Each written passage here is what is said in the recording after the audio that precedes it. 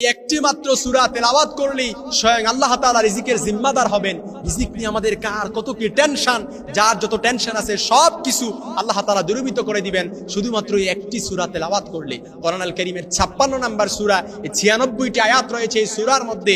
যে ব্যক্তি এই প্রত্যেক দিন মাগরিবের সালাতের পরে সন্ধ্যাবেলা কিংবা রাত্রিবেলা এই সূরাটা তেলাওয়াত করবে, স্বয়ং আল্লাহ তাআলা তার রিজিকের জিম্মাদার হয়ে যাবেন।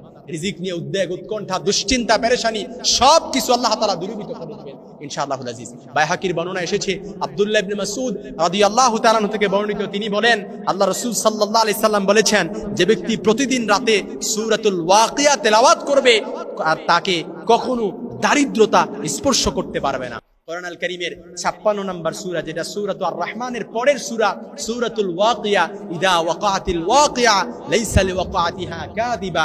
এই সূরাটা যদি আপনি মাগরিবের পরে কিংবা রাত্রিবেলা তেলাওয়াত করেন, তাহলে আল্লাহ তাআলা আপনার রিজিকের জিম্মাদারি স্বয়ং আল্লাহ তাআলা নিয়ে নেবেন। আব্দুল্লাহ ইবনে মাসউদ রাদিয়াল্লাহু তাআলা আনহু যখন অন্তিম মুহূর্তে শায়িত, একেবারে রোগাক্রান্ত অবস্থায়, তখন আমিরুল মুমিনিন হযরত ওমর রাদিয়াল্লাহু তাআলা আনহু তাকে দেখতে গেলেন।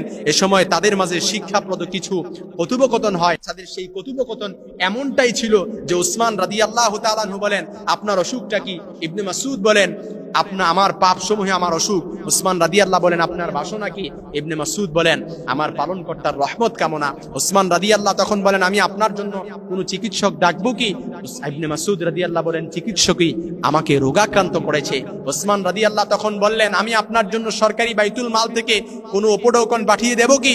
ইবনে মাসউদ বলেন, এর কোনো প্রয়োজন নেই। উসমান রাদিয়াল্লাহু বলেন, উপঢৌকন গ্রহণ করুন, তা আপনার পর আপনার মেয়েদের উপকারে আসবে।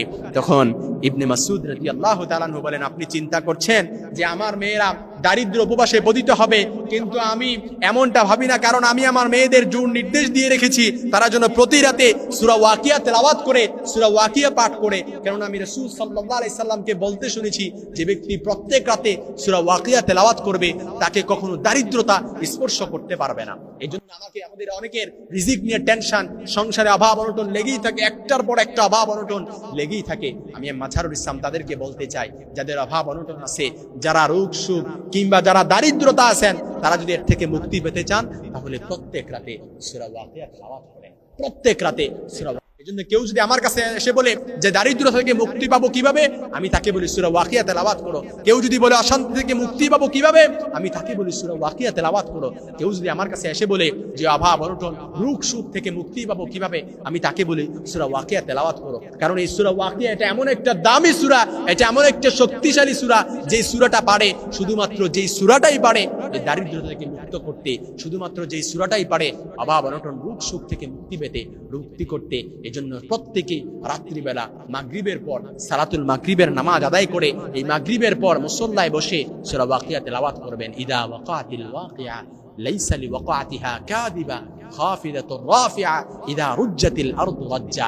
এই সূরাটা যদি আপনি তেলাওয়াত করতে পারেন, 96টা আয়াত রয়েছে, 3টি রুকু রয়েছে এই সূরার মধ্যে, আপনি যদি তেলাওয়াত করতে পারেন এই সূরাটা, আল্লাহ তাআলা সমস্ত প্রকার বিপদ আপদ, সমস্ত প্রকার রোগ সুখ, সমস্ত প্রকার অভাব অনটন থেকে আল্লাহ তাআলা আপনাকে মুক্তি দান করবেন ইনশাআল্লাহ।